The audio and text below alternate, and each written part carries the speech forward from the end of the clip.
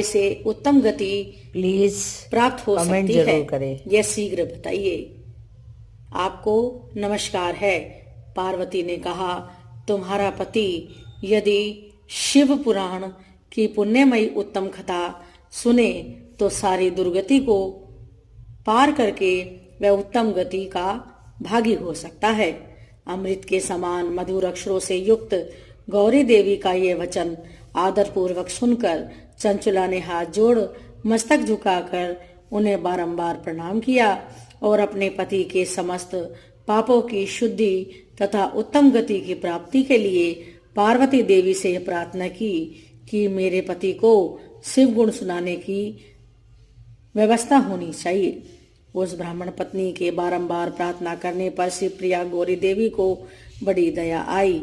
उस भक्त वत्सला महेश्वरी गिरिराज कुमारी ने भगवान शिव की उत्तम कीर्ति का गान करने वाले गंधर्वराज तुम्बरु को बुलाकर उनसे प्रसन्नतापूर्वक इस प्रकार कहा, तुम्बरो, तुम्हारी भगवान शिव में प्रीति है।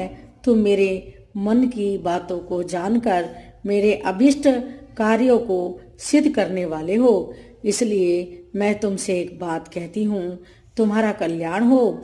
तुम मेरी इस सखी के साथ शीघ्र ही विंध्य पर्वत पर जाओ। वहाँ एक महाघोर और भयंकर पिशाच रहता है। उसका वृत्तांत तुम आराम से ही सुनो। मैं तुमसे प्रसन्नता पूर्वक सब कुछ बताती हूँ। पूर्व जन्म में वह पिशाच बिंदुक नामक ब्राह्मण था। मेरी सखी चंचुला का पति था, परंतु वह दुष्ट वैश्यागामी हो गया। स्नान, संध्या आदि नित्य कर्म छोड़कर अपवित्र रहने लगा। क्रोध के कारण उसकी बुद्धि पर मूढ़ता छा गई थी। वह कर्तव्य का विवेक नहीं कर पाता था। अभक्षय भक्षण, सज्जनों से द्वेष और दूषित वस्तुओं का दान लेना, यही उसका स्वाभाविक कर्म बन गया था। वह अस्त्र शस्त्र लेकर हिंसा करता, बाएं हाथ से खाता, दीनों को सताता और क्रूरता पूर्वक पराए घरों में आग लगा देता था। चांडालों से प्रेम करता और प्रतिदिन वेश्या के संपर्क में रहता था। बड़ा दुष्ट था वह पापी।